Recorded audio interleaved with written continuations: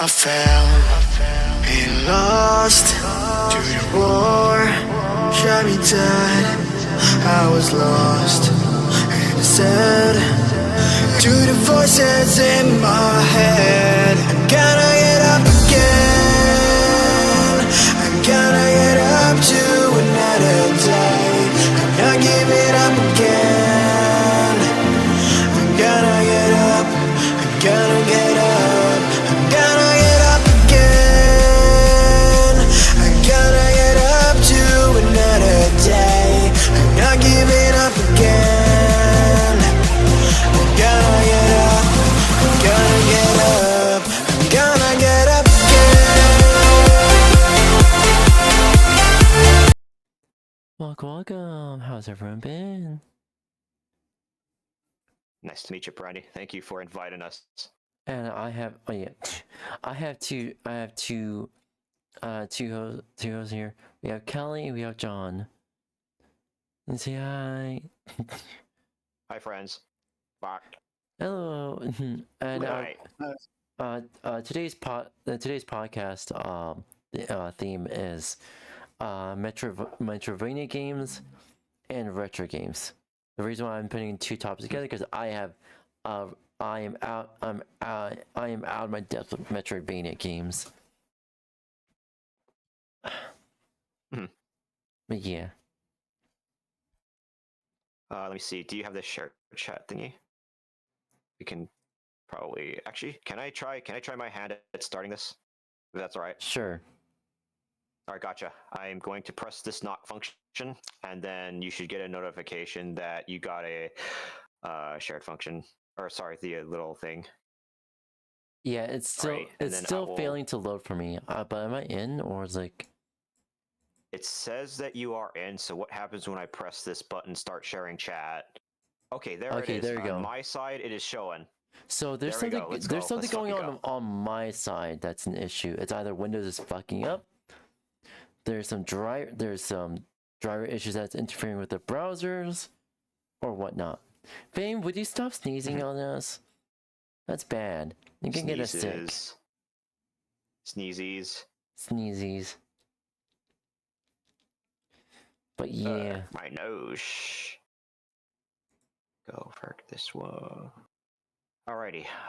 Feel free to start us off, Brandy. It's all yours. I just did. Yeah. So Metroidvanias. Yeah. What is something that y'all love to really want to know the most about regarding Metroidvanias? Not just chat, just every one of you. Yeah. I guess I would start. What is your favorite Metroidvania, if you ever played? Me? Well, that's a really hard question because of the amount of games, but I have to really give it at least objectively to Super Metroid because because when you start the game, it gives you a banger opening that shows that you're going to go on a big adventure, and then it just drops you into this world just like that. You have no clue where to go, what to start with, and then over time you explore and then find these different things that can help you explore and better play the game better. And that's what I loved the most about Super Metroid when I played it, for example. So I have to give it to Super Metroid here, honestly. It's really hard to beat that. Yeah, sure, there are contenders like, say, Hollow Knight or Metroid Dread even, which made the worlds far more interconnected and far more different locations to explore while being much more straight to the point in its exploration. So, which is why Dread is much more shorter than Super Metroid because of the speed and much more quality of life features that allow you to explore much more efficiently, essentially. So, yeah. But that being said, though, Super Metroid has to be that. I know, yes, cliche, like my granddaddy's World War I story, but that's definitely my choice. There's a few more, but that'll derail the topic a little bit. Fair. So, what exactly are Metroidvanias, though? I don't know. You tell me. Juan? Metroidvanias are basically a subgenre of action-adventure games. So literally every Metroidvania will fit into action adventure, but not every action adventure will fit into a Metroidvania game. Mm. Anyways, Yes, if you don't like, mind, yeah, go for it. like, say, what do you mean by that? For example, like, not every game can fit into a Metroidvania game. Right now, you got a lot of action adventure games, which, let's say, some Final Fantasy or a little bit of Zelda, which are action adventure games. Those games cannot fit into the formula of a Metroidvania game, which a Metroidvania game just takes it takes the format of this world and it's all interconnected, and the ways of you exploring these new areas is you acquiring new skills or key items, and so you can just further expand and further explore the story as you go along. It's not a linear story as you would see other video games that would tell you, oh, you need to go to the red temple to get to the blue temple to get all the items for like this particular scene or scenario or ritual or whatever it is, because you have an end goal. So, in short, even though you have an end goal, it's not very easily clear, even though you're working towards that. Exactly. Essentially, right? You're progressing as you go along, but it's not a very linear. You're not being very guided into what you're jumping into. And we can jump into details further on as we progress. Oh. For sure. Like, for example, Metroid Prime, the very first Metroid Prime, right? You remember the opening, right? It drops you in there just like that. Yeah, absolutely. Like in Metroid Prime, like the opening, you basically start exploring an anomaly, but you don't know what's going to take you there. You just start with this random anomaly. You get back into your ship, you get attacked, your ship crashes down into this planet, and you just start from zero. You don't know where you're headed from that initial point. Fair. Right. So, like, for example, though, there is also a noticeable thing that I was wondering, however. So for Metroid Prime, when you start Metroid Prime, the main protagonist, Samus, comes in fully quite decked out in your gear. You have your missiles, that suit looks pretty spontaneously shiny, sexy as you know what I mean, right? Just like that. So, but that being said, you, however, lose those powers. However, for example, why is that? This is also a common thing in Dread as well, because the game starts you off with this banger cutscene. Samus looks bad at, that kind of thing, right? But then all of a sudden you start the game completely depowered, right? So why is that a thing in Metroidvanias? Usually the idea of having like this powerless being, like you basically lose your powers. It's basically a way to start you from square one, because Metroidvanias, you progress and you just acquire new abilities and you acquire everything to just go along as you start. But if you had everything in the beginning, then it wouldn't be a true Metroidvania, because it would just be an action adventure game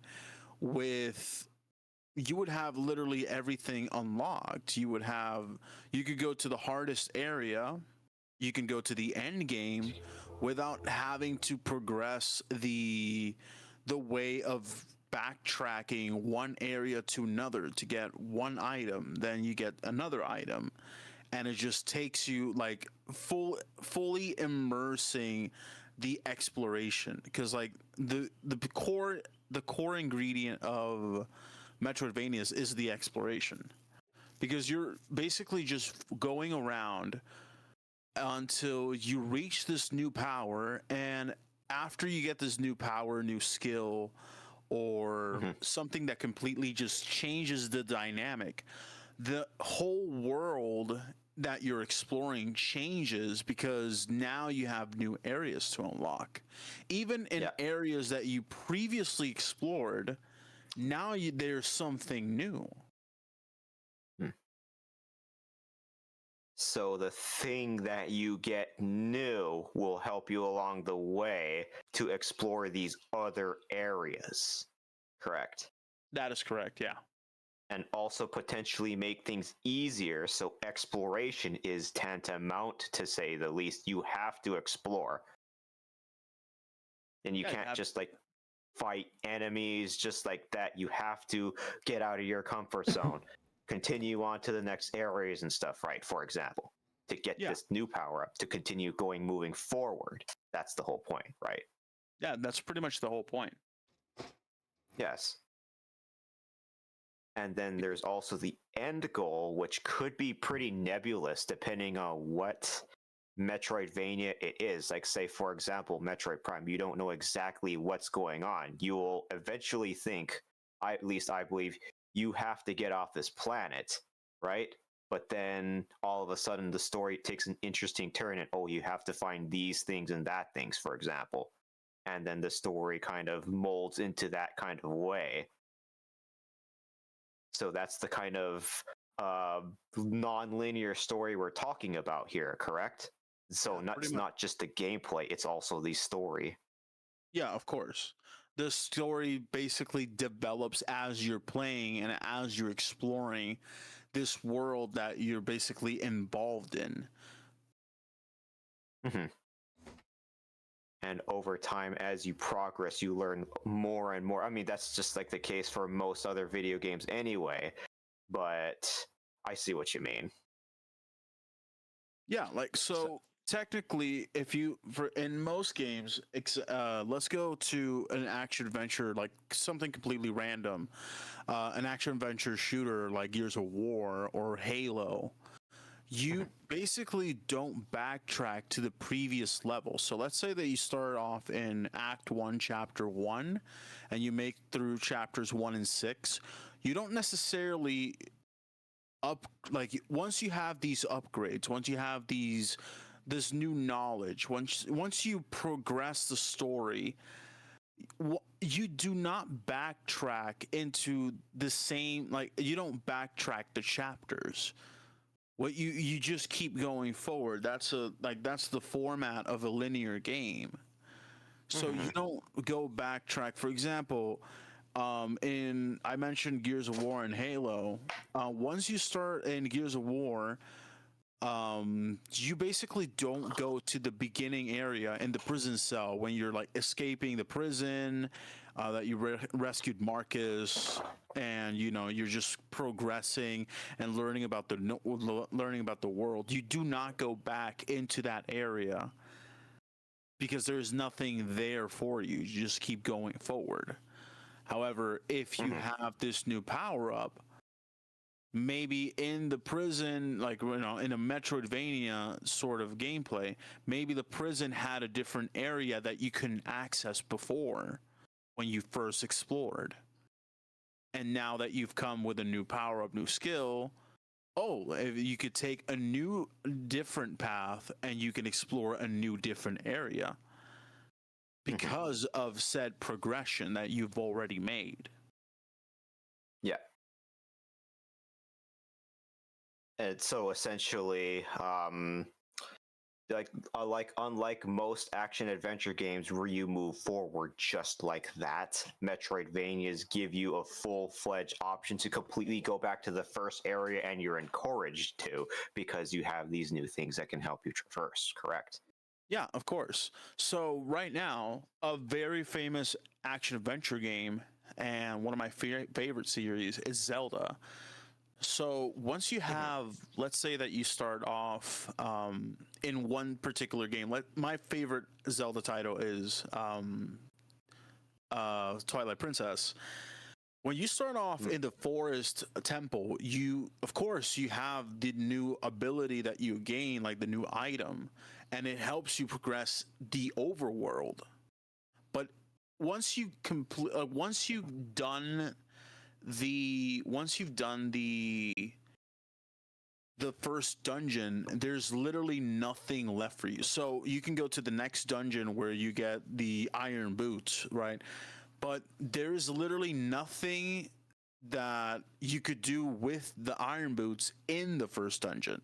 So there's no backtracking. Once you're done, you just cross it off your list and you just go on to the next area that you have to go to. And so that's what differentiates. That's what differentiates. So right now, let's say that if the first dungeon were to, hey, there's an area where you can go with your newly acquired iron boots, and you can explore this new area in the first dungeon, then that would change the dynamic of how the story and the world progresses. So now you would have a new area to explore. Now you would have new abilities and a new reason to go back. And there's the biggest factor and the biggest thing that you do in Metroidvanias is that you backtrack a lot. Yeah, there's a lot of going back and forth. Yeah. Hi, Erica. Back and forth. Back and forth.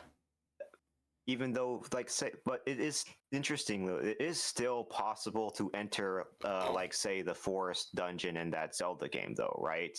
Oh yeah, but yeah, go on. So you could go back into the forest dungeon, but you would just go into an empty dungeon because you've already done everything that you've cleared.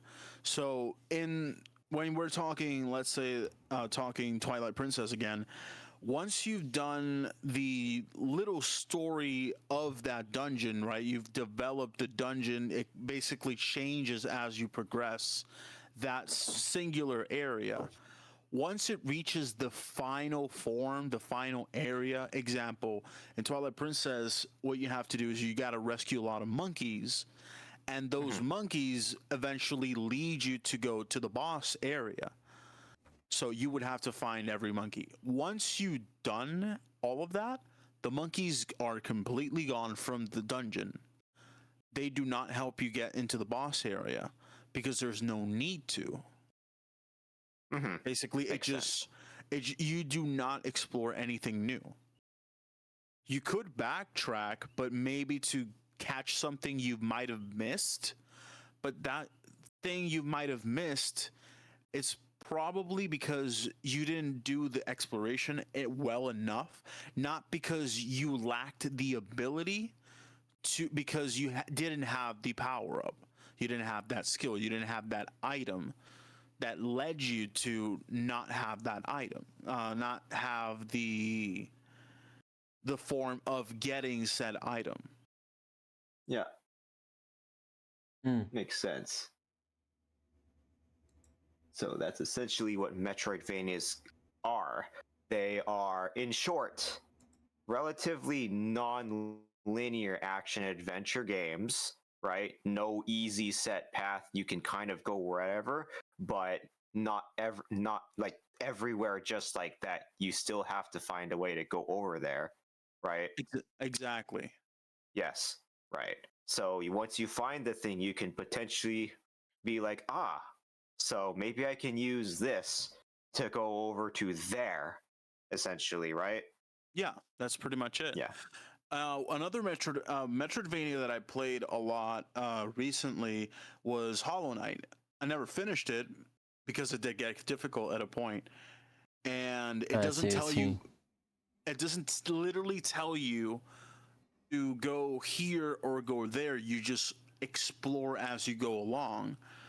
There was basically, you get dropped hints about what's going on in the world, right? So in Hollow Knight, there's a character called Hornet, which is the protagonist of the second game, which you literally just you see running around in the background, and you probably see like a little zoom in and zoom out, a little animation that goes like, hey, like this character is like, this is a presence in this world. You don't know much about it, but it's here, it's around. And I was like, okay, so I'm just following this character, but I never expected that the next room would take me to a boss room involving said character. Right. So it just completely changed the narrative. I'm like, oh, wow, this is a new experience. This is something new, because now this character that I was following, now it's like my enemy number one in this next scene, in this next area that I did not plan for. I didn't, like, there was no indicator that, hey, there's a boss coming up. Usually that you get those in Zelda games, that you see the gigantic door of the boss room, or maybe you see little hints as you get a lot of power-ups or a lot of healing items right before you go into the boss room. Right. But in Metroidvanias, you just go in and you do not expect what's on the other side of that door, what's on that next area that hasn't been explored.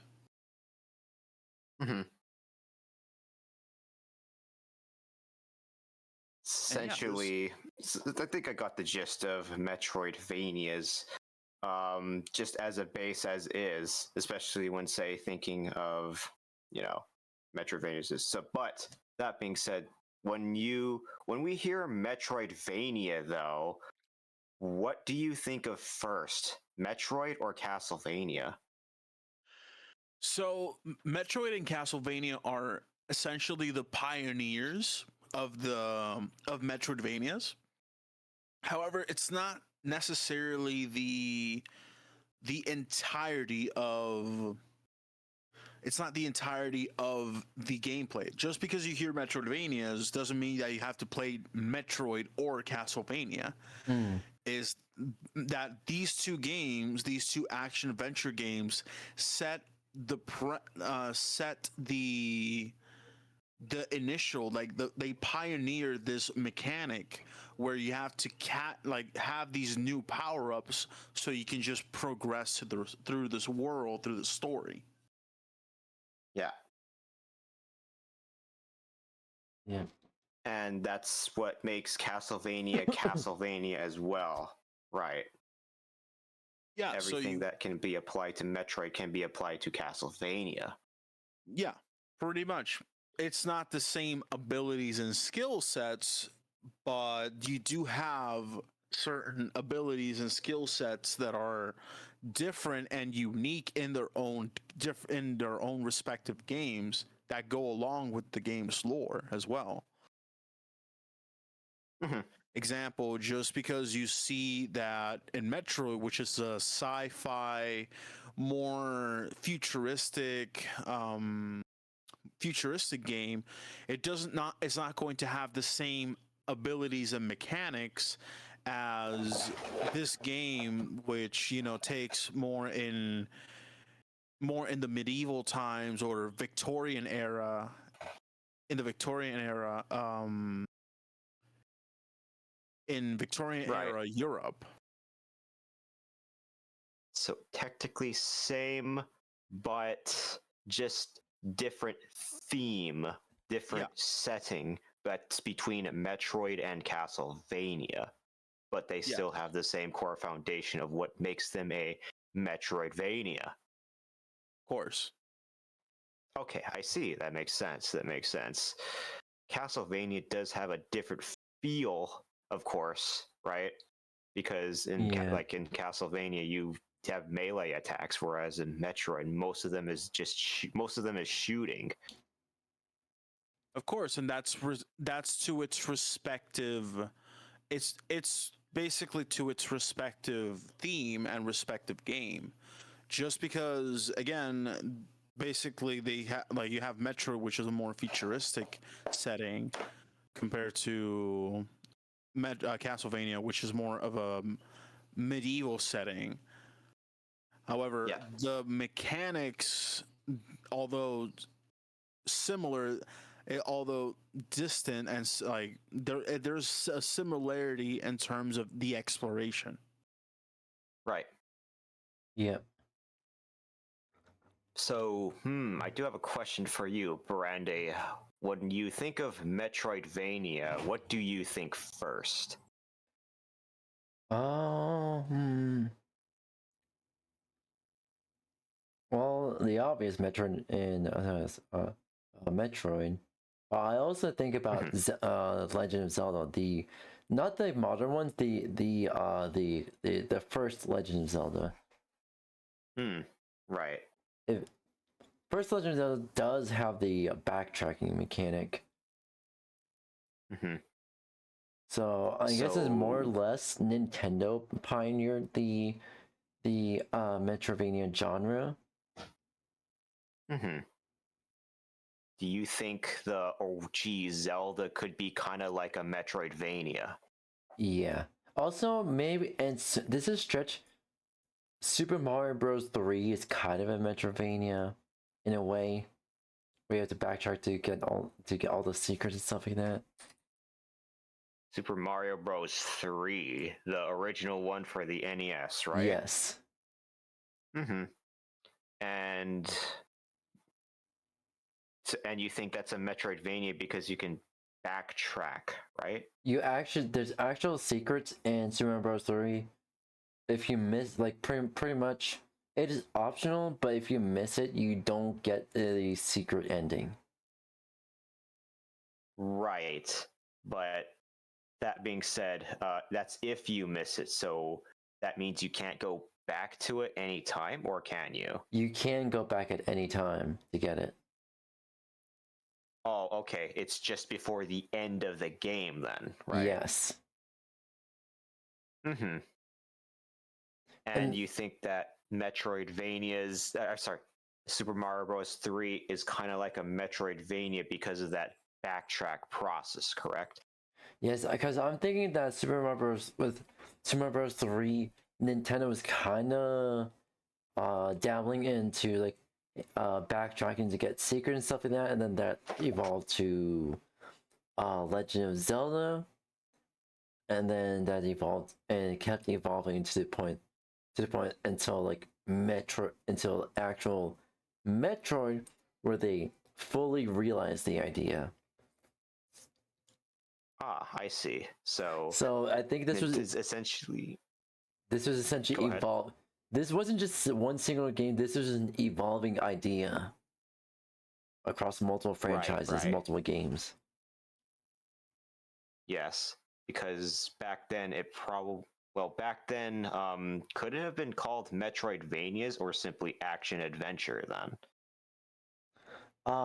So Super Mario Bros. 3 is considered an action adventure game.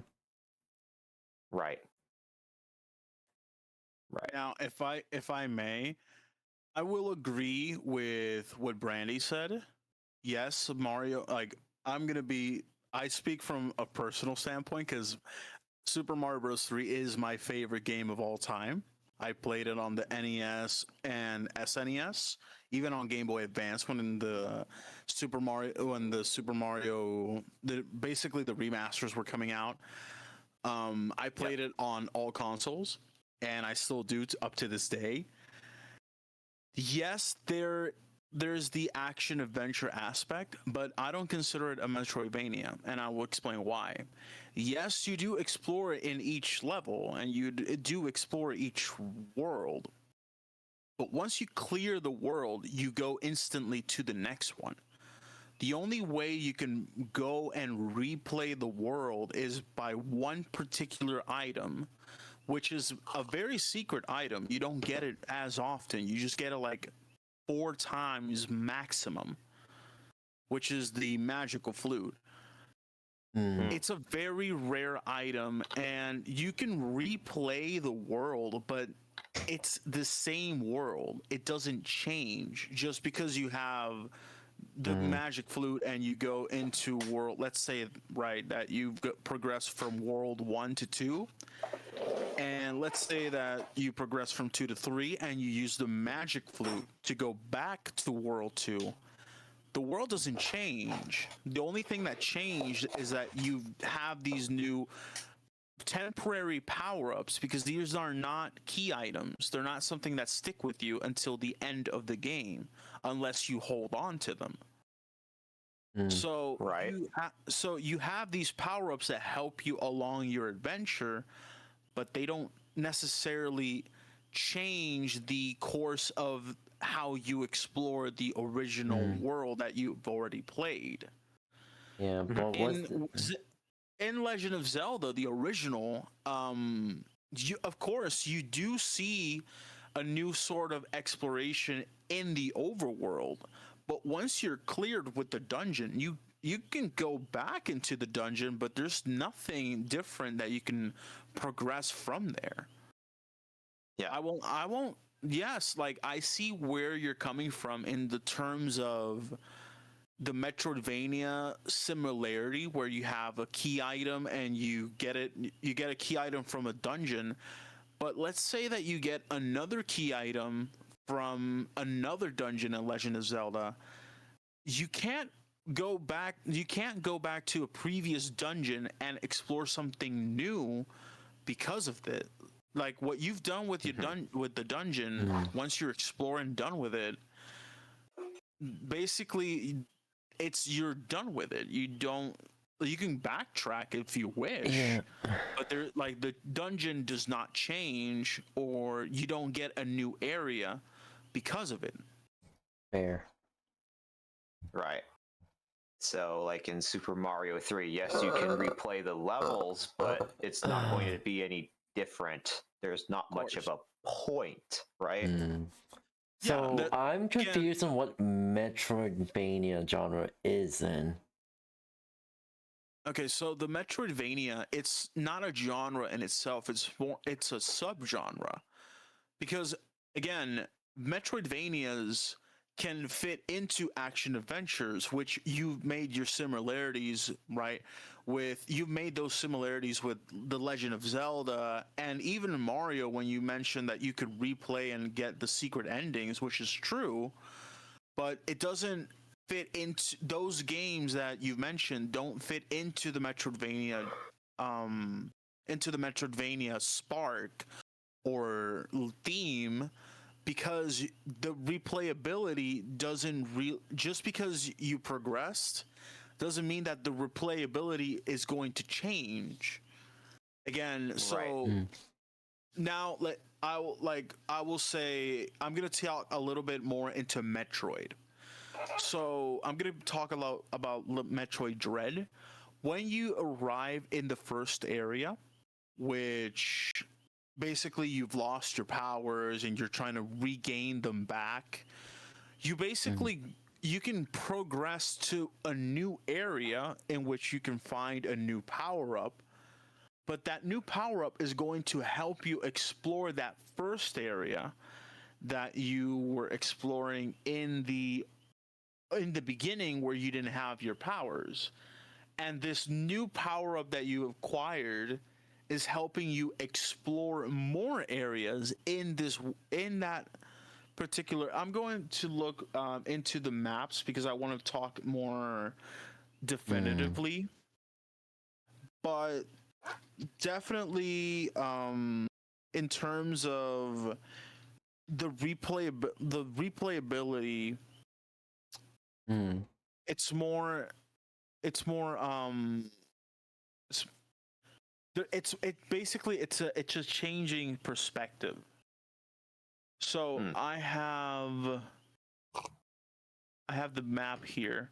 So there's an area called Kataris, and Kataris is not going to be the same as Arteria, because these are different environments. So you have different environments where, Kataris is more of a lava involved area, apart from Arteria, which have some lava spots, but it's usually a more neutral, beginner-friendly area. Now, whatever you gain in Kataris, which is one of the second area, more a bit more advanced area, whatever you gain from there, you can explore from Kataris to Arteria, and then you can explore a new area. For example, Dayron, which Dayron has a new feature, a new ice region, a new ice map, that you would need you would need a new item to traverse the ice spots. Because if not, it's not going to help you progress. You're going to lose damage. You're not going to get through a certain spot. And I'm just talking about environment. There's a lot more key features. So there's the power bombs, that if you do not have power bombs, you can't progress those secret areas that are only accessible once you have that power up. Just like with missiles, if you don't have the ice missiles, you can't take down these obstacles in your way that unlock a new area. So you can go along and you can go around in the game, right? You can go along and go around the game, but once you keep progressing, the more you progress, the more exploration is going to be open for you. Then what? Yeah, I see. What does Mega Man fall under? Excuse me? Not Mecha Man, Mega Man. The blue robot boy. Mega Man falls under a platformer. Essentially. Yeah. There is no. Sorry. Would you like to go, or should I go? No, you can go. You can go. You can go. Gotcha. I'll take the spotlight. Thank you. So platformers are a completely different genre from action adventure. Platformers fall under action than, say, action adventure. You know, subgenre of action. That's what platformers essentially are.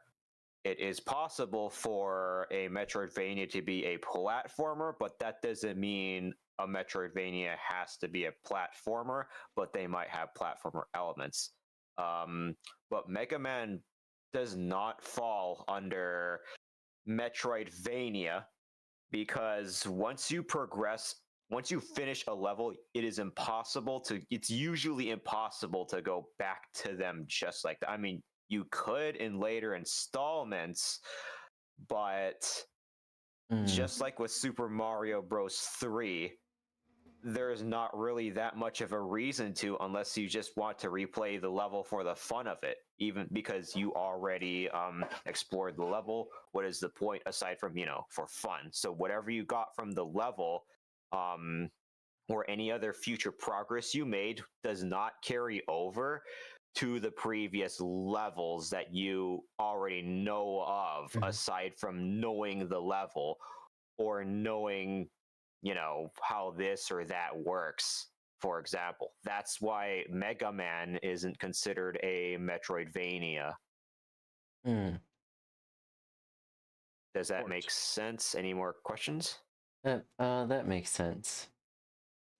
Yes. But in short, Mega Man is meant to be a platformer game.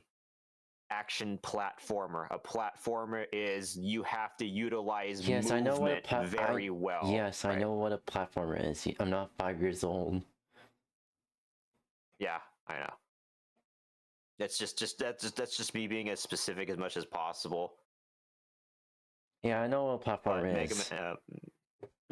I'm out of my depth with Metroidvania games at all. Right. Okay. But in short, yeah. So now that since you are not so familiar, but this is Metroidvania is something that it has progressed from retro, and we can see technology evolve Metroidvanias as well as shooters, action adventures, because action adventures have changed progressively throughout the years. Now, usually what you see action adventures, you see a more open world, or you see more like a more expansive world that you can basically explore and, you know, set your eyes on. But talking about the retro aspect that you mentioned, Legend of Zelda and Mario Brothers, what is the retro game? What is the retro that you've best identify or best like familiarize yourself with? What's your favorite retro genre? So I don't particularly have a favorite retro genre. In a sense, pretty much whatever my siblings played, I played as well. So I don't actually have a preference.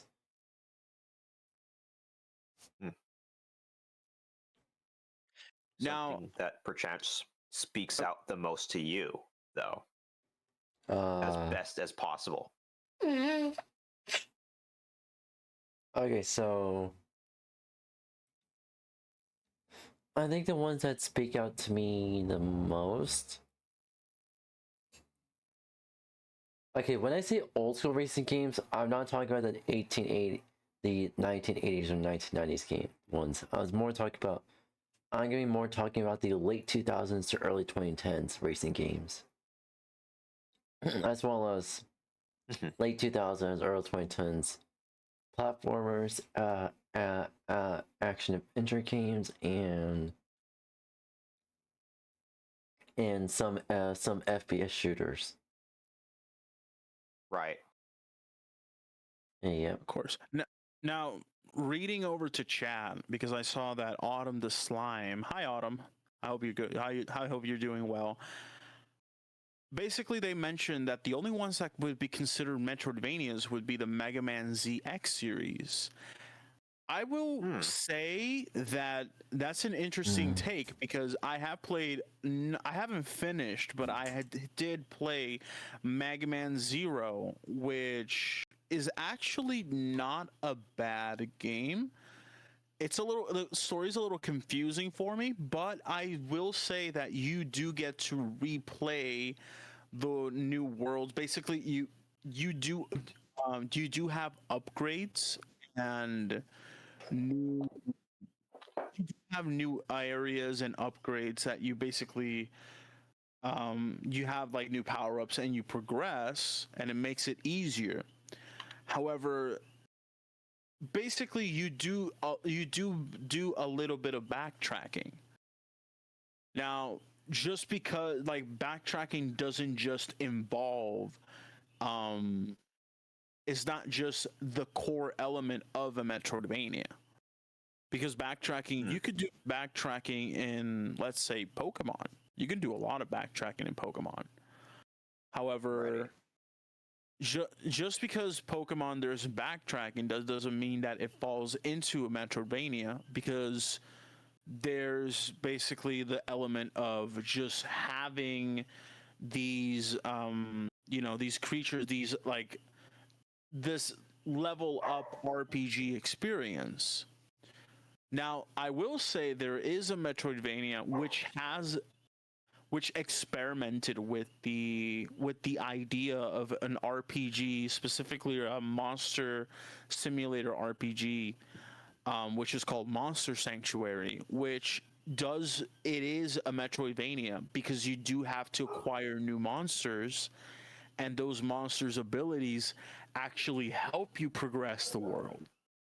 So, to give you an idea, if you're going to be exploring an underwater area and you need to progress with, let's say that you're going to use a particular monster's ability that helps you navigate heavy currents,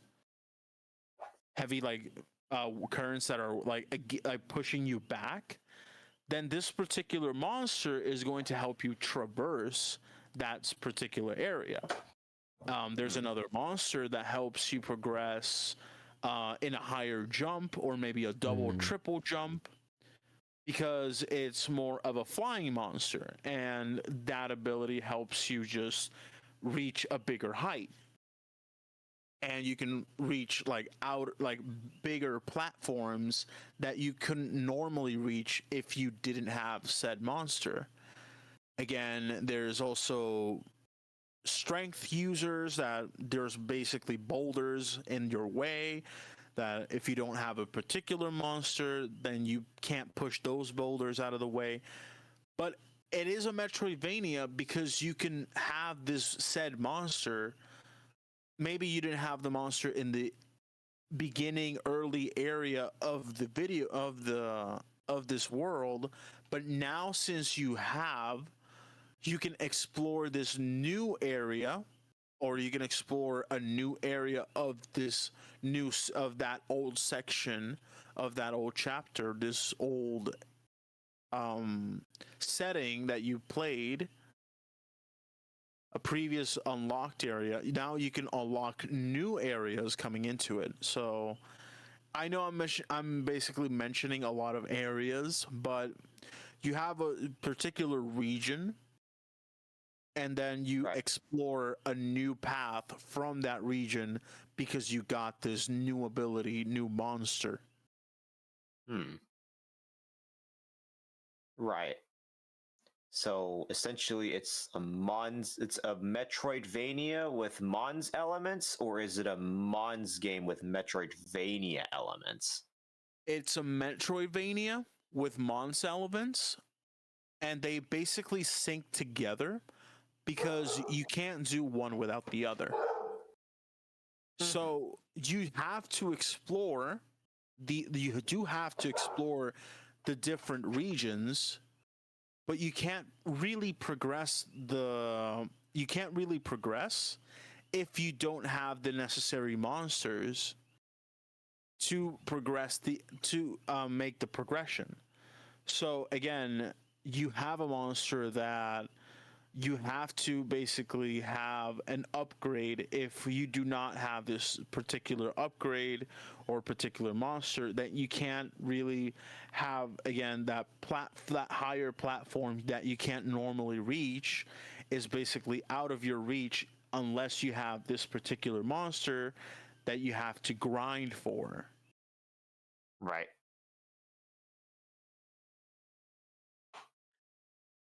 But it's still technically Metroidvania in that at least you can go back to previous areas, use those monsters to go get this or that, and it's a Mons game essentially because you collect, monsters and you raise them, and both of them they share equal elements. It's not like just it's a Mons game with Metroidvania elements, or it's a Metroidvania with Mons elements, right? They're both like the games, both genres are equal and heavily reliant on each other to be considered like a full-on hybrid game, right? Yes. So I failed to mention Hi Flora. How you would normally in a normal Metroidvania, when we mention the different settings, that you have Metroid, a more futuristic, the combat system is different because you now have a more long range, a medium to long range. You're not too close range in terms of the combat dynamic. Now, in Castlevania, you have a more closer range because it's different and depending on the setting. Now, the combat system in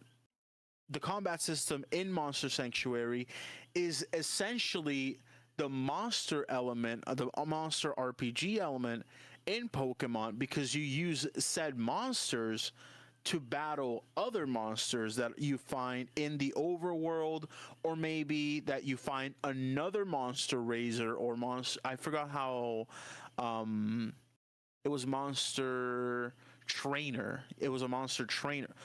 Summoner. Monster summoner. and you basically find these other monster summoners, and you battle it out as if you were playing a monster Pokemon, a Pokemon dynamic or Pokemon RPG element, but only Right. in the combat system. And the exploration system takes heavily on Metroidvanias because you need specific monsters and specific items to progress the areas and backtrack and progress new areas in those old regions that you previously explored. Okay, that makes sense. Yeah. Is there any games similar to that? Similar to Monster Sanctuary, I believe that is the only one that I have ever seen using that particular dynamic. Really? Oh, interesting. So you would say that game is very innovative then in Yes. what it could do, combining Metroidvania and Mon's RPG games. Of course. And I see. and it's not the only hybrid game that you could see using that formula. You have there's this other game that it's become really popular over the years. It's called Dead Cells, which takes the roguelike element from having new items coming into the beginning of your run. However, you do need to get certain key items to find new paths to progress. So to kind of explain myself, in Dead Cells, when you do have these new you have this new item that you use to explore. Basically, let's say that you need a grapple ability so you can hold on and climb vines or something similar. Basically, you have this with you at all times, regardless of the runs that you previously ran. Right. I know what you mean. So, now I think about it. Like mid-20s, like the early 2000s, the late 2000s to early 2010s games. Something that comes to mind is Sonic Colors. You know, it's a platformer. Whatever abilities you unlock, you can bring back to previous levels to explore other areas.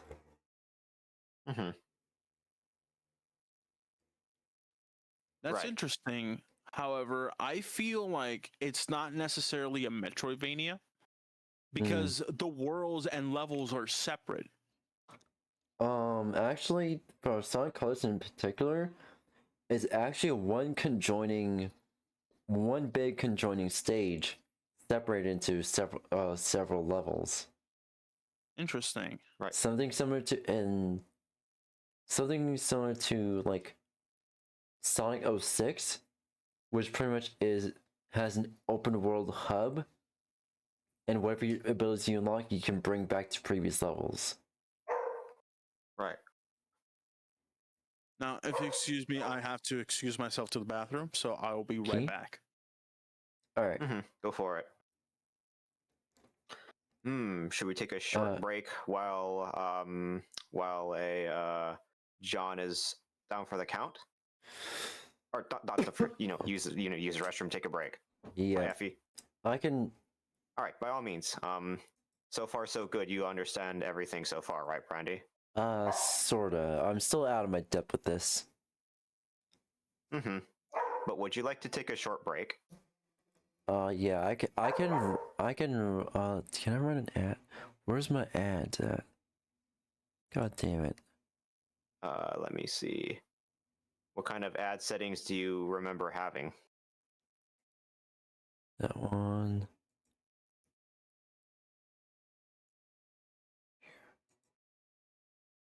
Alright, there we go.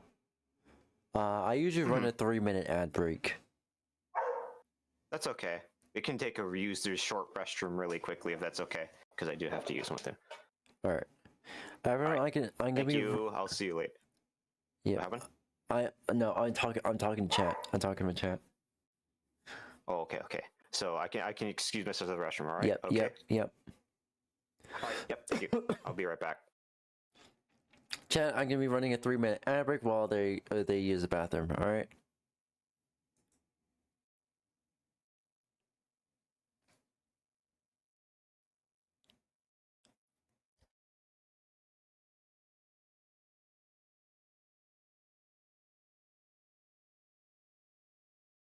And for everyone else, once again, I don't think I have ads unlocked for TikTok. But yeah, I'm running a 3-minute ad break on one of the sites. But yeah. Oh, well, I need to say, pretty much for everyone else. Hello.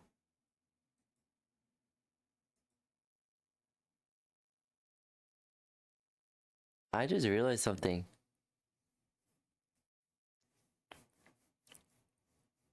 So I know everything else is a mess. Is an absolute mess. I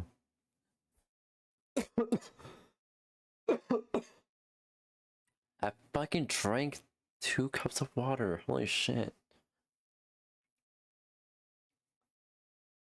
Anywho.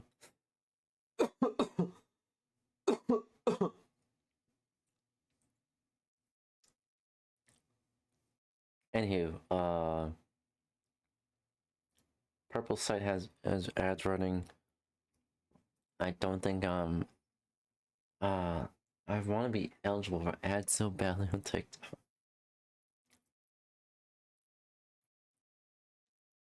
I know I'm not, like, I don't know what else to talk about. Some retro games that I can think of I played was Need for Speed Most Wanted, Forza Motorsport 2, not Banjo-Kazooie, I never actually played it. Crash Bandicoot, that was a good one for for one of my retro consoles. And I have to say retro consoles because I actually cannot specify which console. Let's see here. As well as there are a few things that I'm trying to think of what I played. One of the games I played was Project Gotham Racing, which is the precursor to Forza Motorsport. It's pretty much Forza Motorsport with beta. And it was an interesting concept. I love all the cars and stuff like that. One of my most proud moments is that I had I pretty much had drifted around a corner so tight that it just looked like it came out of a movie, basically. I think that's one of the proudest moments. On the other hand, 140 some followers on the red play button and 99 followers on. Hi. Hello. Hi. I came back. Are you all good? Yeah, I'm all good. I was just talking about some games I played in the past. I heard Need for Speed when I was in the restroom when I was looking through the phone. Yeah. What kind of I am back. do you remember what Need for Speed it is? Oh, welcome back. Welcome back. All of you just came in just in time for the ad break to end. Anyhow, Okay, wonderful. Anyway, so the Need for Speed games I played personally was Need for Speed Hot Pursuit, Need for Speed Underground 1, Need for Speed Underground 2, Need for Speed Most Wanted, and Need for Speed Carbon. Right. I see. So you have quite a bit of experience in the Need for Speed series. Yep. I don't play any of the If you don't- modern Need for Speed games nowadays since 2012. I stopped playing. I don't play Need for Speed games past 2012, basically. Right. I've also, if I can add, I've also delved into like previous, like to the early 2000s and mid 2000s Need for Speed games. The last Need for Speed that I have played was Need for Speed Heat, which it did give me a nostalgic idea of Need for Speed Hot Pursuit. However, it didn't replicate it because something that I would say that it's very important in a Need for Speed game is the soundtrack. The soundtrack has to. Ooh. Yeah. Oh, Ooh, soundtrack. the soundtrack. Ugh. Exactly. The soundtrack has to kick. If not, it's not a true Need for Speed. I mean, it did have a little bit of nostalgia because I did feel like when I was playing in Need for Speed Heat, you have like a daytime and nighttime settings, like daytime and nighttime cycles. Yeah. So during the daytime, you would do like legal Hi, everyone. street racing. However, during the nighttime, that's when you see the hot pursuit element that, hey, you're going to be followed by the police can capture you, they can impound your vehicle and all that, like those old mechanics. However, which was really nice because if you played the races at night, it changed the amount of reputation you gain, but not the amount of money. And if you play during the daytime, you get more money, but you don't get as much reputation. So it's like a take and giveaway. Yeah. It's a take and. Oh, thank you, Trip, for following. Thank you for catching the stream. I hope you've been enjoying the streams, or pretty much like, or enjoying the VODs as well, or the videos. Welcome. So the only two modern Need for Speed games that that were worthy of my money from the impressions I got from the playthroughs I've seen, and from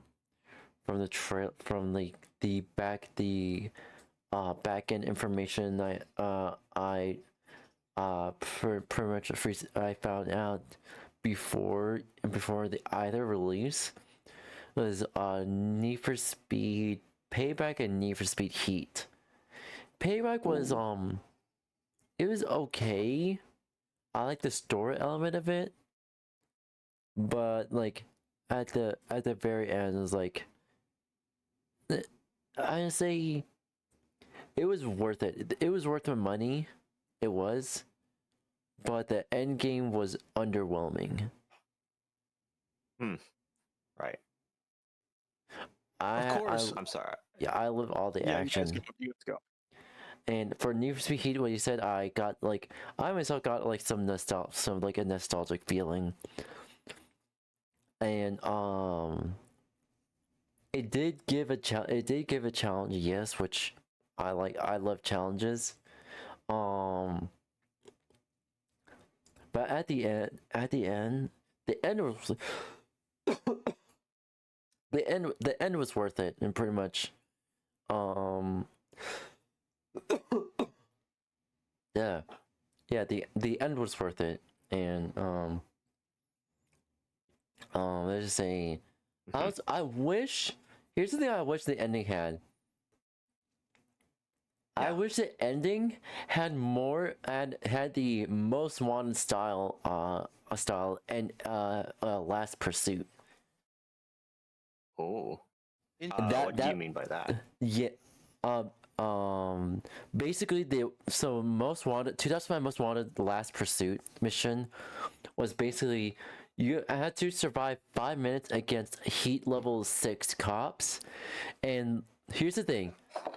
Most Wanted police tactics are actually taken from real world police tactics. Hmm. All down to the the detail goes so deep, all the way down to the radio, which names the exact street and which direction you're headed. Right. Yeah, and basically, when I was younger, when I played it, even though like it's easy for me now, it was hard for like younger me to complete the last pursuit. Mm-hmm. And the ending of Need for Most Wanted 2005 was so worth it. Not only like, so the premise of Need for Most Wanted is like you're a street racer trying to gain some rep. Your rival sabotages your car, takes your car, rebuilds it, and uses your car to go up the blacklist. And then you have to use a car that you borrow or perhaps you bought, and you have to go up the blacklist with that car until you meet your rival who took your car. You challenge your rival, you win. You take your car back. You have the final pursuit where every single cop in the entire region is after you. You escape. And it continues into Carbon, which you meet one of the main antagonists, who's a cop named Cross. Cross went from like the sergeant of the police department to a bounty hunter, and yes, Cross wanted his revenge, basically. And basically, the premise of Need for Speed Carbon is there's a bunch of territories you have to take over. You're working for this shady person. In the middle of the story, in the middle of the story, you almost get caught in the cutscene or arrested in the cutscene, but Cross has a change of heart and lets you go and gives you your car keys back. And you go on to defeat the shady person you were working for, and then you pretty much dominate the entire area. That's the end of Carbon. Pretty much at the end. That's the end of the story. I see. So that's why I wish. Climax. Yeah, I wish that Need for Speed Heat had the Most Wanted style Final Pursuit. Oh, but so pretty much here's the idea I had. The player character steals a cop car to chase down pretty much to chase down the person who stole the BMW M3 GTR, the one from Most Wanted. Right. And pretty much at the end, like once you defeat the corrupt cop, you actually get the M3 GTR. It's not the same, but it's close enough. The sound and feeling is close enough. So you would love it if the next Need for Speed would have that type of system, or that type of gameplay. Yes. Ooh. I mean the hot pursuits in Heat, the hot pursuits in Heat was outstanding and fantastic. Gives a challenge, makes me rage whenever I get caught, because Most Wanted was already harsh if you get caught and arrested. Need to Be Heat takes that up to 11. Like you lose all your rep and you lose all your money. Oof. Yes. Protagonist's journey from fine to broke. No, protagonist's journey from broke to rich until you get caught.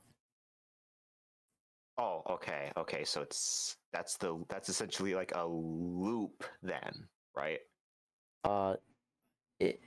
So story lore wise, you go from broke to a very wealthy street racer. Ah. And you take down the corrupt cop who is pretty much taking money from street racers and taking money from civilians. Mm-hmm. Yes. So something that you see here, basically, there's a different perspective here. So as like technology, right? Like we went from retro and basically are going to a newer gen, and basically just a newer we're basically going into a newer generation. Now, basically 20 years ago, back when, things were a little bit more edgier and everything, basically you would have a more edgier type of storytelling. Because basically what you're like, the main focus was like the storytelling wasn't as impactful as back then when it was like 2005, mid 2000s, etc. Because like the storytelling, again, also the music of that era also influenced kind of like the storytelling and everything. So when you have Need for Speed Most Wanted in like 2005, Need for Speed Most Wanted, basically the storytelling was at its peak because, basically of how the culture was set up to be. So everything was a little bit more edgier. We were a little bit more rougher around the edges and everything. And, we progressed, and progression isn't bad. It's obviously it's great. But we basically progressed from one thing to another. Now, instead of an edgier sort of deal that, we're just basically going out for revenge. Now, in this new sort of storytelling, we're kind of vigilantes because we're taking down corruption. We're like, we're basically being like new heroes, sort of like, or anti-heroes, because we're not like full-fledged heroes, like goody two-shoes. We are doing illegal racing. But there's like a lot to take into because, again, we're illegally racing, but for the greater good and sort of like that. So the storytelling actually absolutely changes, obviously, through every generation that we go through. Yeah. It's not going to be the same as 20 years ago or 30 years ago or so on. But yeah, basically there is a reason, a perspective. And I understand, like, I understand your point of you're having a more nostalgic feeling because that was you love the edgier tone and like the darker tones and like the darker like storytelling because like you're going out for revenge because this guy betrayed you, and this is like a betrayal story, sort of speak. Right. I don't really know Need for Speed a whole lot. All I know is Underground and Hot Pursuit. I haven't finished Hot Pursuit though. Sheesh. This is a whole new different territory to me. As you see, I'm a chimpkin. Cars aren't really my forte because I could just like run and stuff, But yeah, it's a whole new territory for me. For me, a video game can go only so far, but the story itself pushes the game even further. Mm-hmm. And it hooks you. Yeah, pretty much.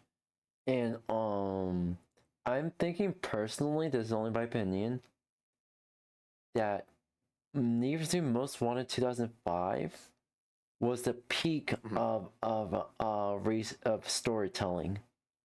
Of racing storytelling for the racing genre. No, of course. And that's, you don't know what the future will bring because basically you can't replicate something that it's already done, but you can make something maybe a little bit better.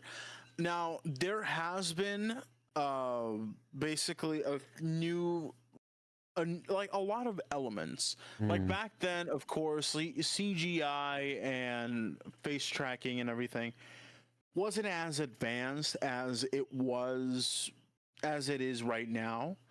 I played Need for Speed, like the game, like it's like the 2000, like the 2020 or 2019 version of Need for Speed, the one that's just titled Need for Speed. Like there's a basically it's the storytelling is a lot more.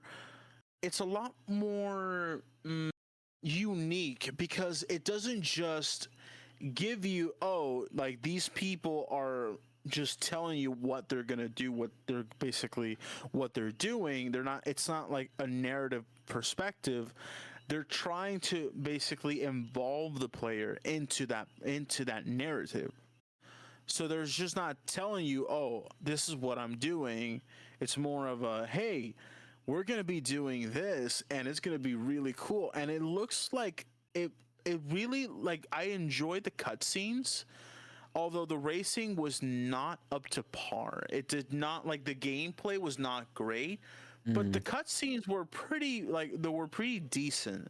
And the technology that used, they literally put actual production to do real life people just hanging out with real life scenarios and that sort of stuff. Street racing. Oh yeah. Yeah. Any way to simulate that, it would definitely be Need for Speed, you feel like? I feel like Need for Speed, he tried to replicate what Most Wanted did, but also put its own spin on it. Of course. I mean, I'm all for it.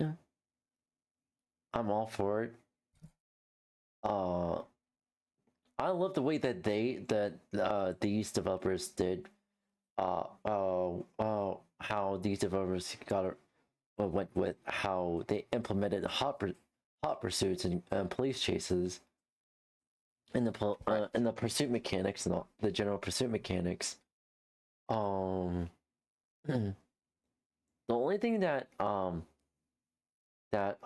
of bothered me a little bit, and I may be nitpicking here, is the even though also previous games had pretty much damage models, I think one of the old school ones that is Minute Club 3 Dub Edition Remix, or the Minute Club series, also had a damage system. If your car totals, you lose the race. I think what Nishi he did it with pretty much they did that, but pretty much up the stakes a little bit too high. It was fair. It's fair for like what for like lower heat levels. But like when you get to the higher heat levels for 3, 4, 5, you gotta be at your A game and not get hit, or else pretty much like 3 hits you're out. Kind of thing. Oh, there's a bit of a challenge. It's a bit of a challenge, yes. I think there's more than just a challenge. It's more like if you're not playing the game perfectly, you get punished for it. Right. Yes. This like most games where if you don't do this thing, you fail at this thing, you obviously cannot progress properly, or you get a setback. Okay, so with the older games, with the retro games like Minute Club, obviously, I feel like the older games were a little more lenient. They're still tough to play, yes, but they're a little more lenient than how modern games are being made.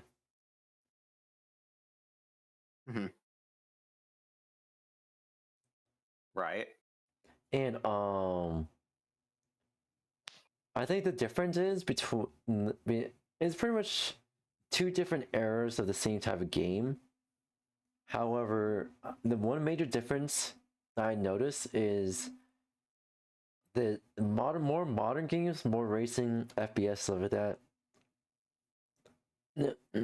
No, I think they have there's pretty much either their difficulty system is a little too harsh.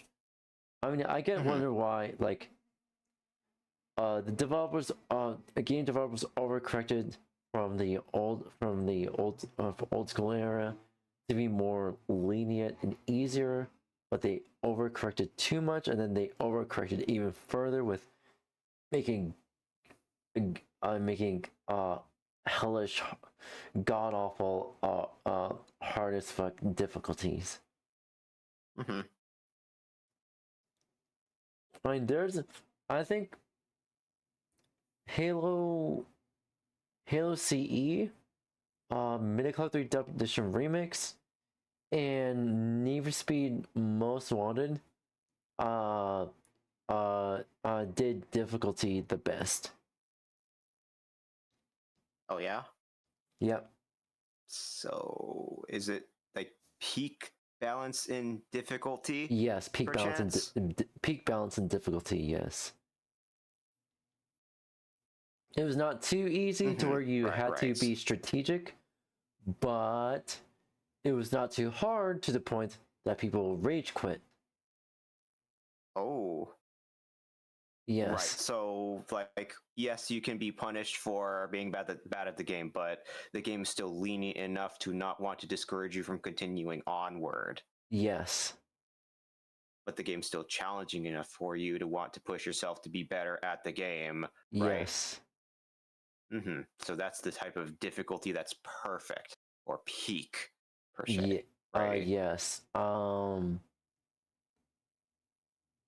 haven't seen that kind of like balanced difficulty since 2013. Since 2013, developers overcorrected to being too easy, and then they overcorrected again to be somehow even harder than 1980s and 1990s games. Oh my. Yes. Right. And that's why you're not a big fan of the recent entries, right? Yeah. Some of the more recent entries. There's one big reason. The other reasons are there's only few and far between. It's only few and far between the game mechanics are actually like, they make you think, but also let you have fun with it. It's either games now make you think too much, or it just the gameplay and story just feels directionless. Yeah, so like, what's the point then, right? Because of the lack of direction. Yes, if there's the lack of direction in like game mechanics, it may end up frustrating the player to the point that they just quit the game. And they would rather play something that they personally love or enjoy because they're not like getting it, right? Yes. I get that feeling. Thank you for following. Hi, Truly. How are you? Thank you for following. Welcome. How are you? Let's go. So something to kind of like add to what you guys were saying, to what all of you were saying.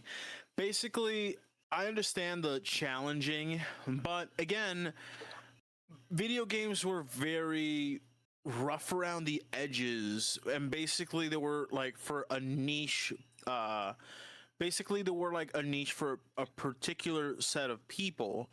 What usually like teenagers and young kids that enjoy that sort of gaming. Now, gaming has evolved to the point where anyone, even someone who's first experiencing for the first time, can get into it. Yes. Like without too much effort. Yes, basically.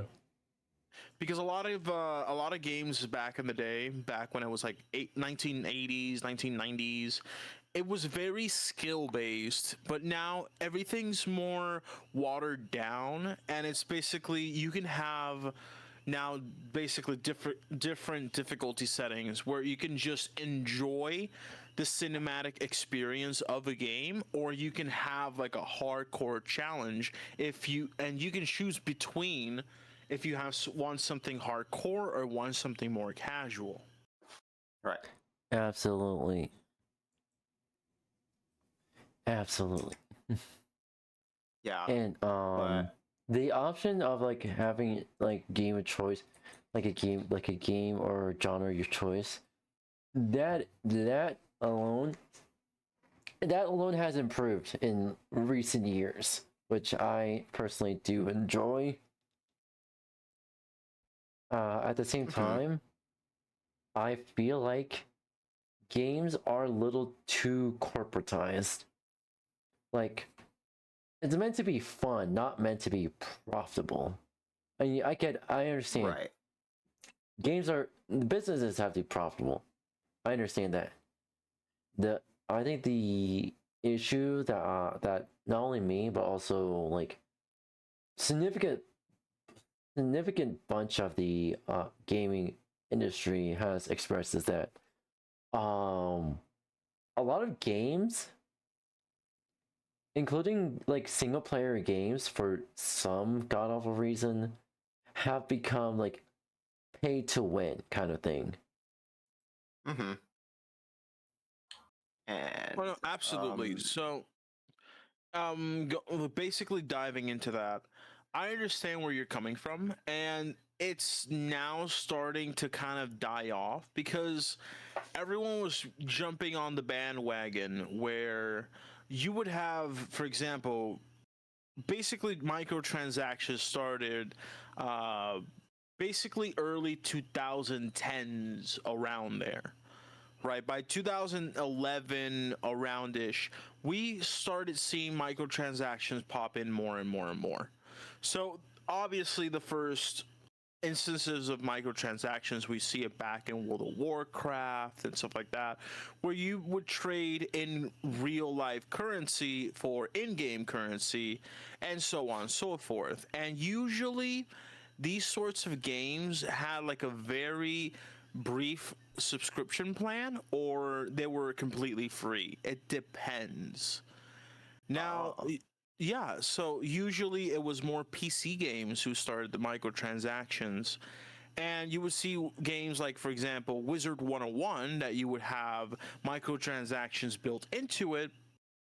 And you would have like a little subscription plan just so you could have access to the game. Now, with more modern consoles and everything, it took a little while, but it did start making its way into specifically Call of Duty games, where you would see Call of Duty games, or maybe even 360 era, you would see people just paying for skins for their avatars.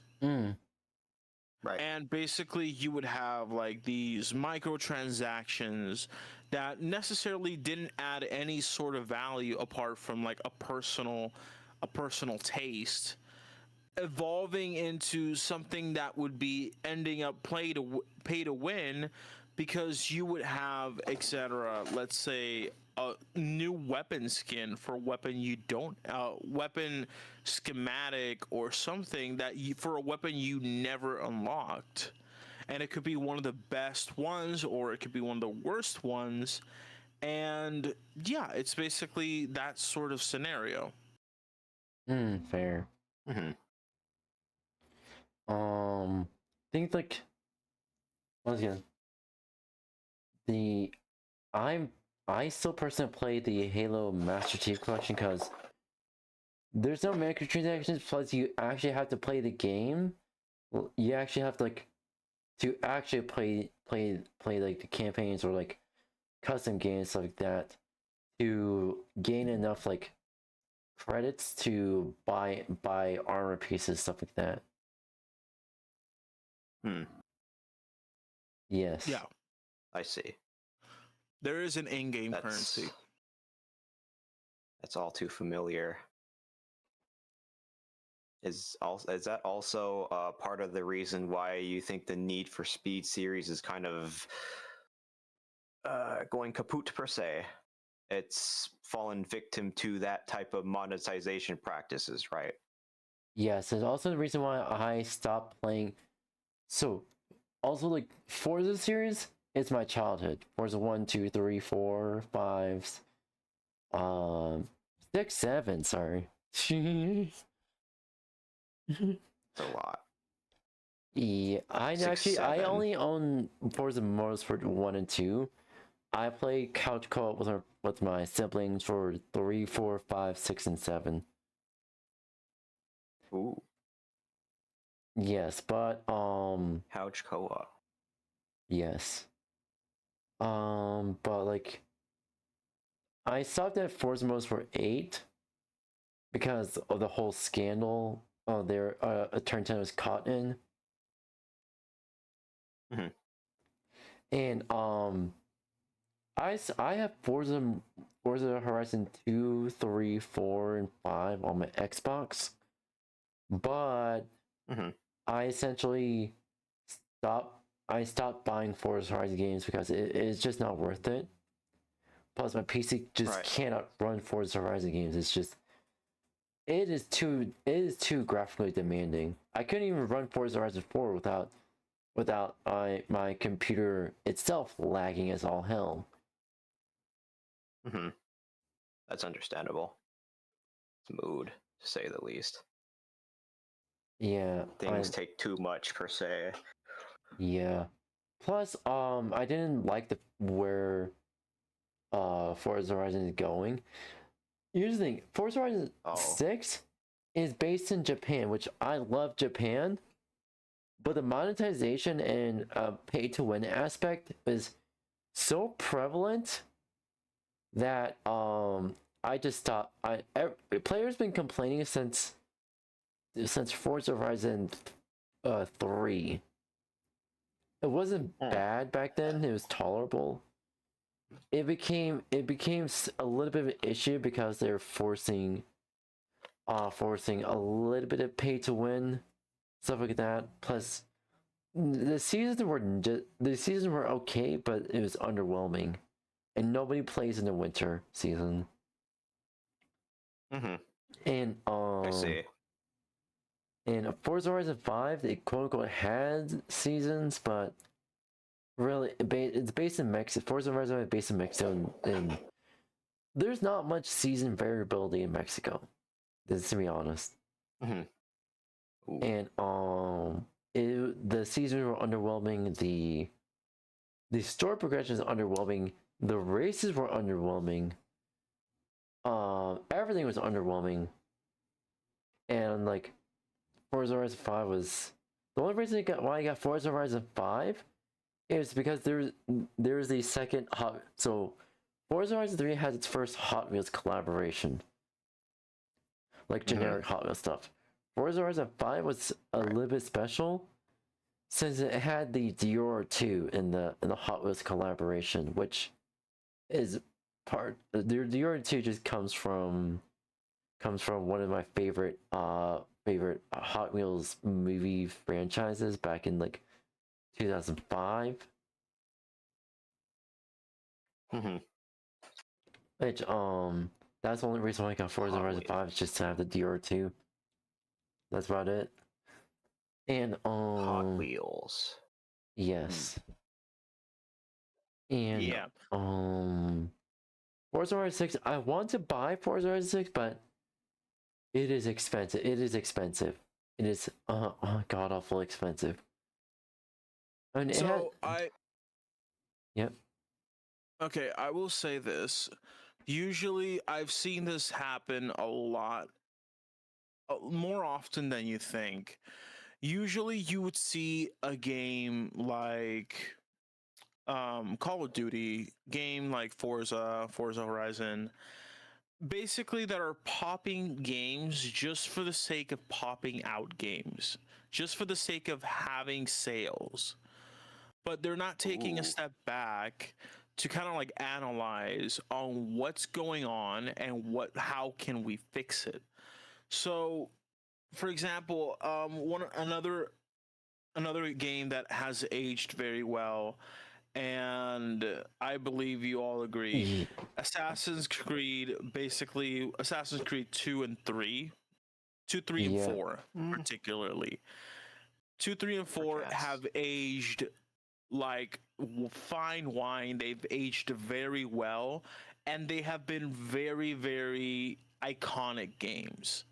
Exactly. Assassin's Creed 1, my. Creed 1 is great. I love Assassin's Creed 1, but the second just took it to another level, and I love it for it. So basically, you just see like a progression of where Ubisoft was popping out Assassin's Creed after Assassin's Creed. They literally just lost the whole concept, and they didn't have their identity anymore until they brought back Assassin's Creed Mirage, and Assassin's Creed Mirage had a bigger nostalgic feeling towards Assassin's Creed, Yeah. but not there yet. Yeah. Assassin's Creed Shadows was cool. Playing in Japan was really cool and everything, but it wasn't the best. Fair. Mirage fair. is where they kind of like let's take a step back, let's go a little bit bare bones and try to go to our roots. Yeah. So the constant corporation and corporatization of video games as of the beginning, like the past few years up to a decade, I would say, has just been, let's pop out games just to make sales, make money. So, and that's another thing that's happened with Nintendo. I love Nintendo as a company, as an entity, but the whole scenario where they're just popping out Mario just because of let's pop out Mario, and let's pop out games just for doing it and not for the sake, not for the love and care of a video game just so we can make money. It's Yeah. insane. It's insane. One thing I'd like to chime in about is that let's see here. I want to say Forza Horizon 4 and 5 has good moments. Forza Horizon 4 pretty much had the collaboration with Cyberpunk, Yes. which is very odd. But also Forza Horizon 5 had also good moments with good selection with the Hot Wheels DLC car pack, but also it had was it Forza Horizon 5? Forza Horizon 4 had a Universal movie car pack that pretty much brought the most iconic cars, plus the Retro Wave event, which brought back pretty much the Nissan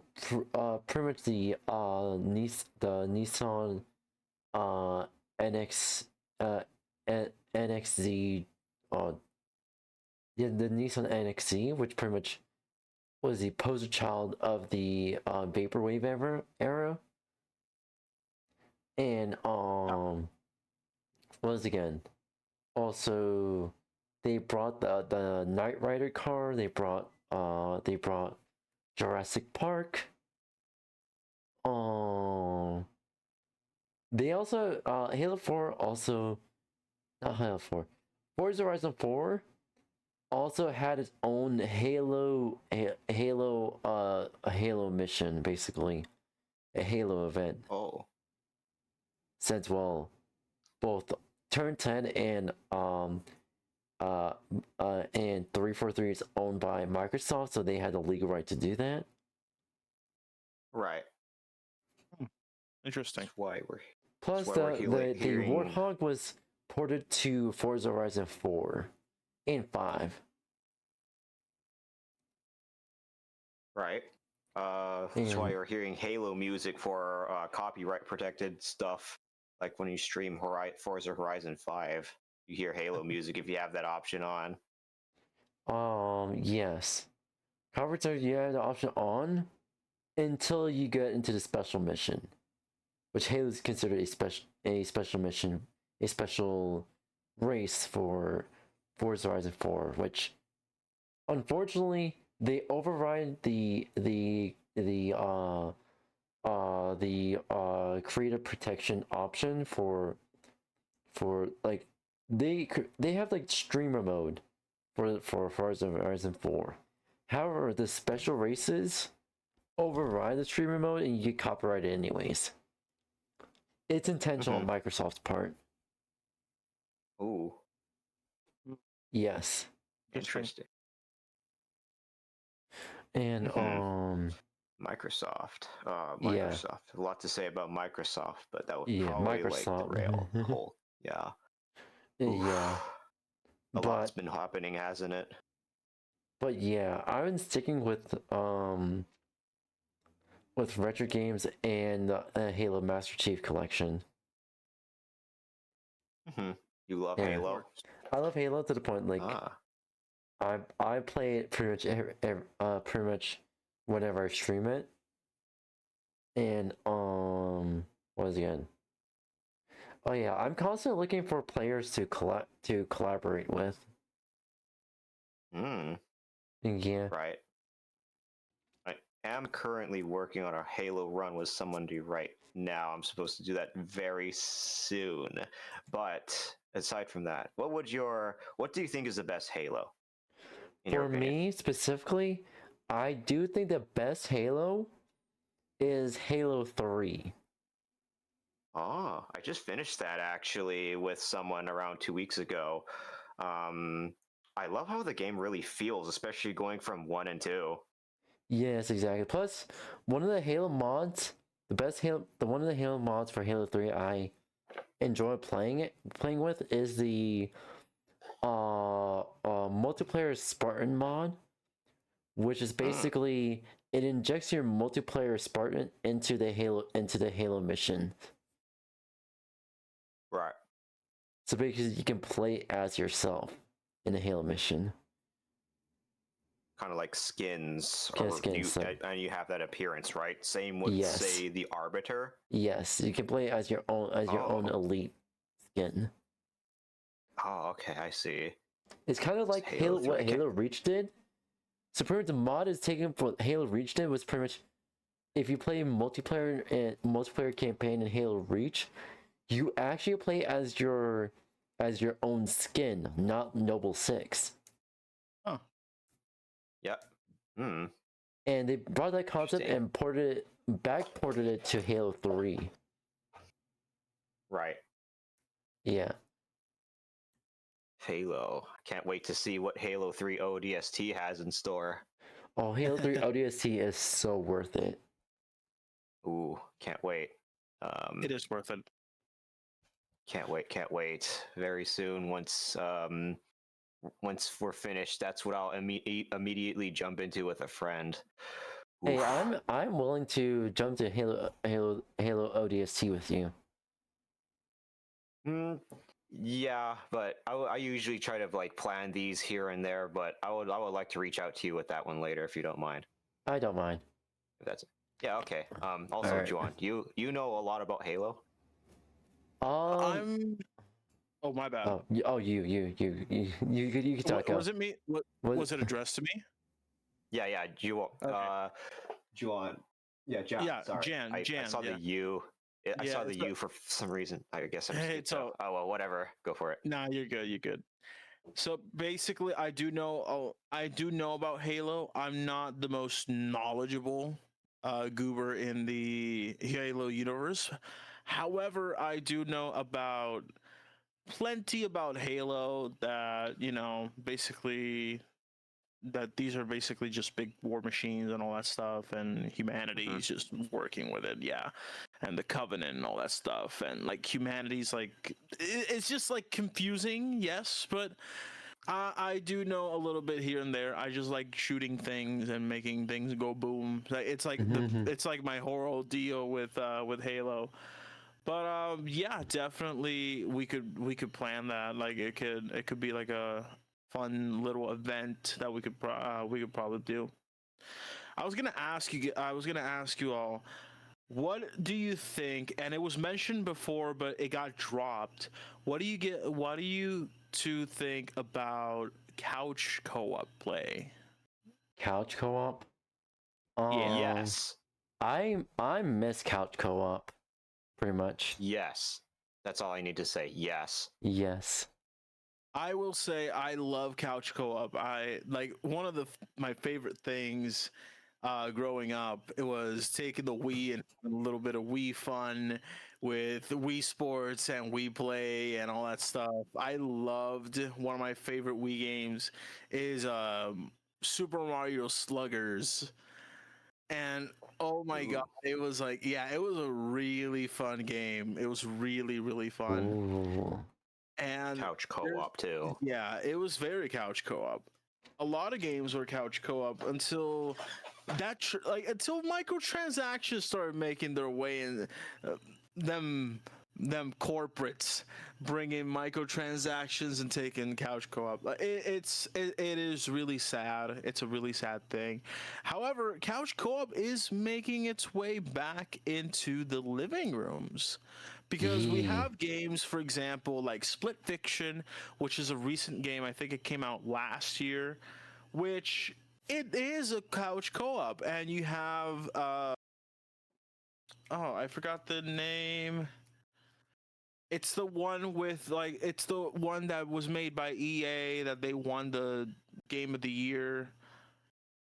Ooh. Everyone plays it. Everyone plays it. It's like the one that This Is Us. No, it's not This Is Us. Oh my god, I forgot the game. I forgot the game. I am so sorry. No, you're good. You're good. One game I realized. One game that just popped in my head was this game. Okay, so fun fact: this game originated from the Xbox 360 as an indie project that ballooned into its own franchise. Does anyone remember playing Marble It Up? Sorry, what's that? Does anyone remember playing Marble It Up? Marble It Up. No. The only Marble game I It's remember basically playing. from the Xbox 360 era. It was kind of this passion project where you're like a marble with it's pretty much a multiplayer. It's a multiplayer free for all sandbox kind of thing. Basically, you're like this marble, and you can choose a marble skin to stand out and stuff like that. And then pretty much what it was is pretty much you roll around and try not to knock other players off the map.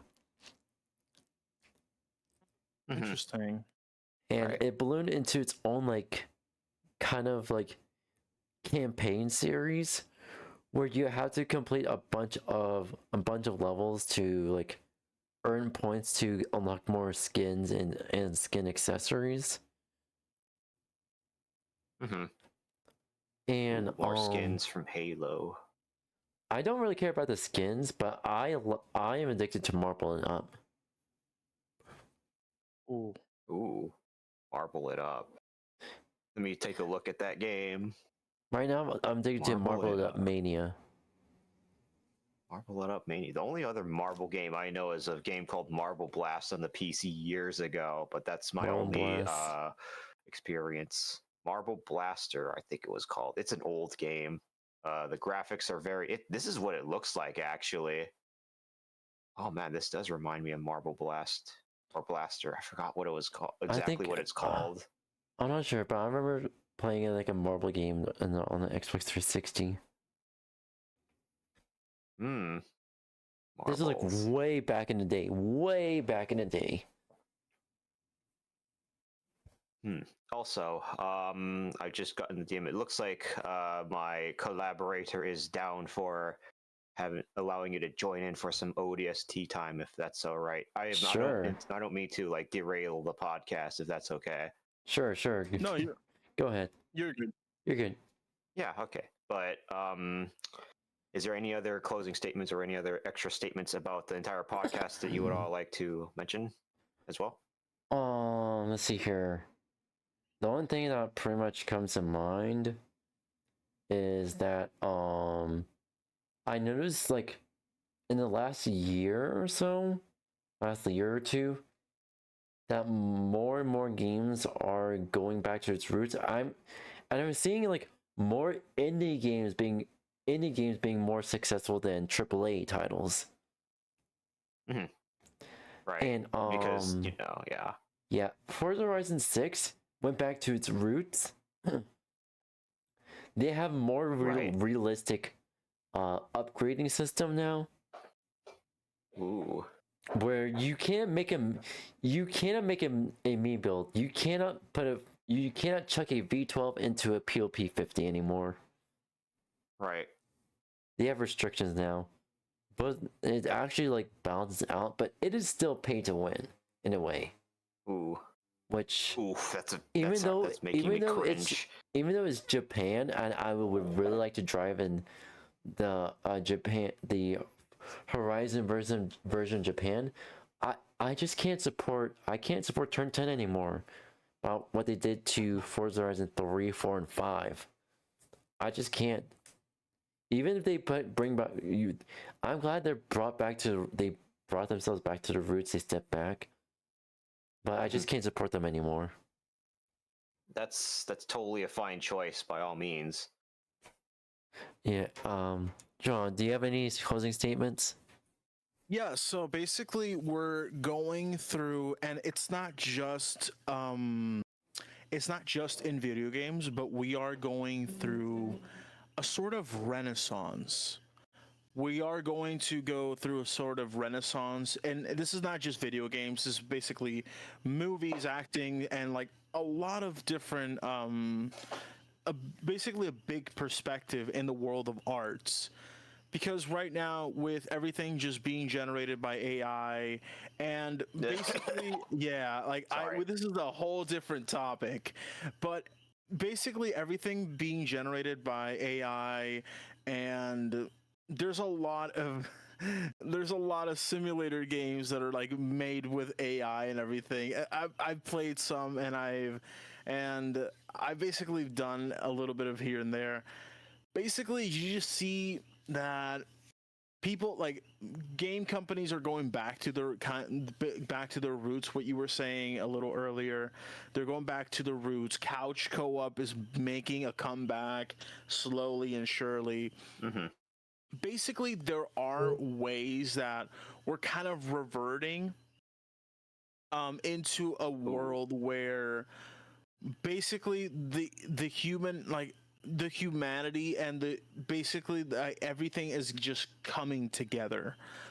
Something that I've noticed in these newer games that came out in Resident Evil Requiem and Pragmata. I'm not sure if I pronounced it right. Pragmata. Basically, so we're having a new take of basically this is more like kind of like you're giving, like, a lot of people are saying, oh, I'm getting father vibes because I'm just like father and mother vibes because we're just playing these games and you're taking care of this child, etc. We're kind of revolving and going back into this cycle. We're going to kind of like look inwards and then express and just take all of that, like the core things of being human, of having connections. That's why, like, couch co-op, bringing connections back into the living room instead of just having everyone separate. Bringing everything back into the living room, basically going back to the roots, doing stuff for fun and not just for the money. Because it's basically, although money is there to be made, we're basically just reverting kind of back into into all this stuff. Like now there's Pokemon Champions, which is, it kind of gave me a little vibe of a game, a really old Nintendo 64 game called Pokemon Coliseum. Not Pokemon Coliseum, Pokemon Stadium. And basically it's just like a little bit here and there. We're just kind of like going back a little. Ooh, fair. Going back. Honestly, I think it's more just saying that we're kind of going back to the players' interest instead of corporatizing everything for profit. Yep, everything seems to be coming in full force for sure.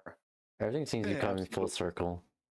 The players' voices are finally getting heard at the very least. I was pretty confident that it would go back into the direction of that sort of, but there's still going to be that one space that where things are pretty heavily corporatized. It's just not as prevalent as much anymore. So now that's true, because it's a bit of a mess.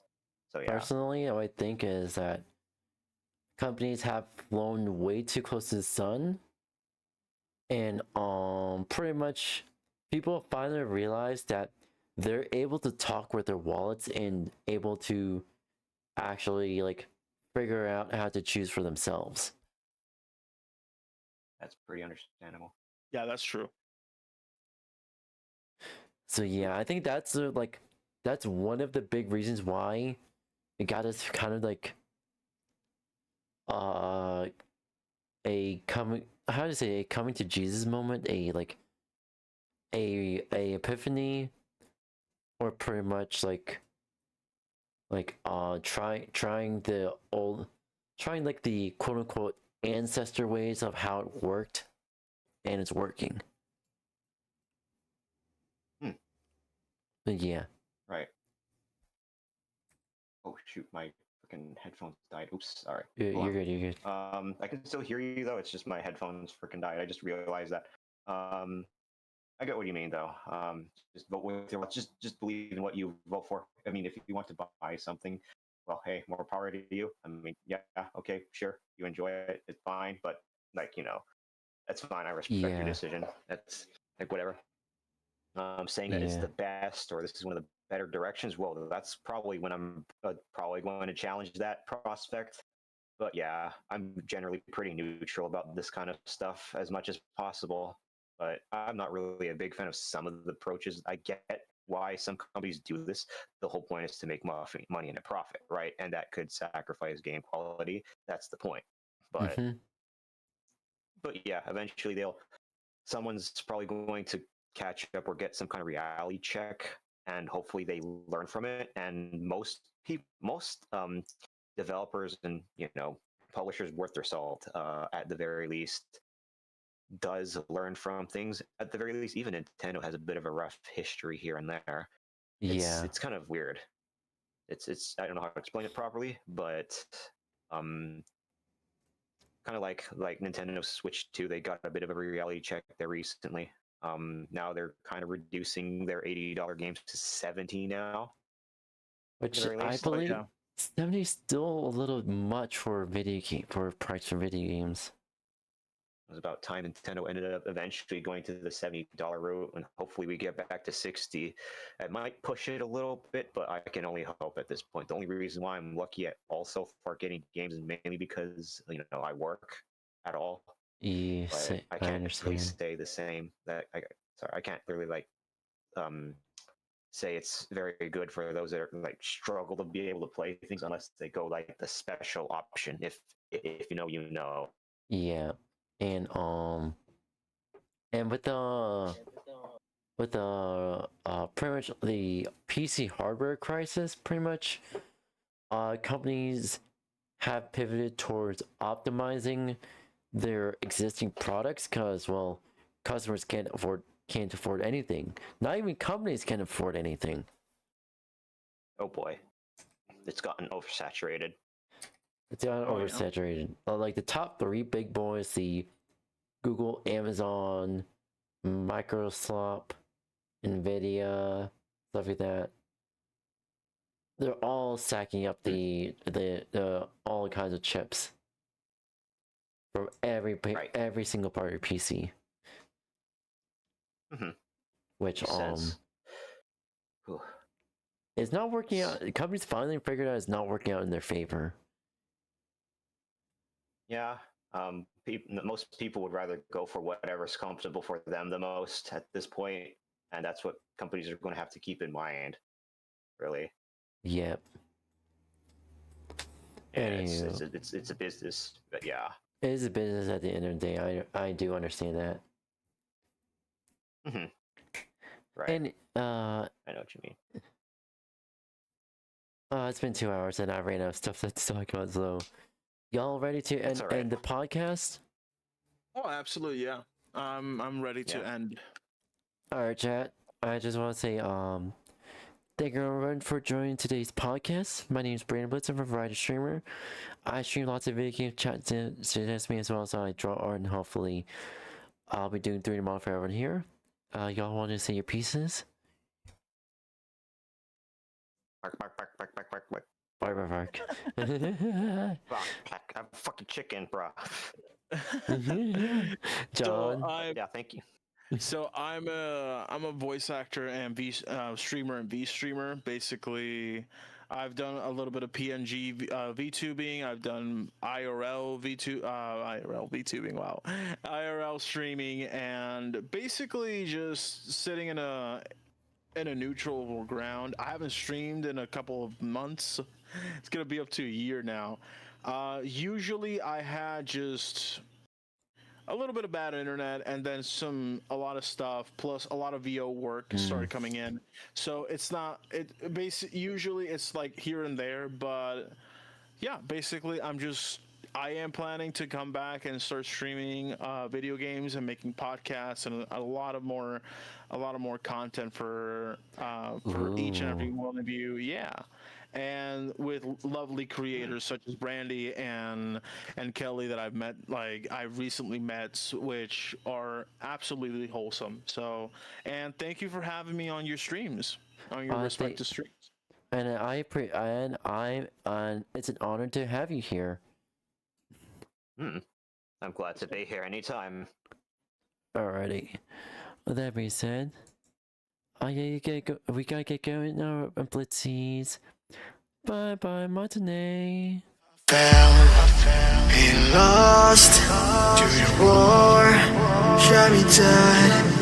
I was lost and I said to the voices in my head, I gotta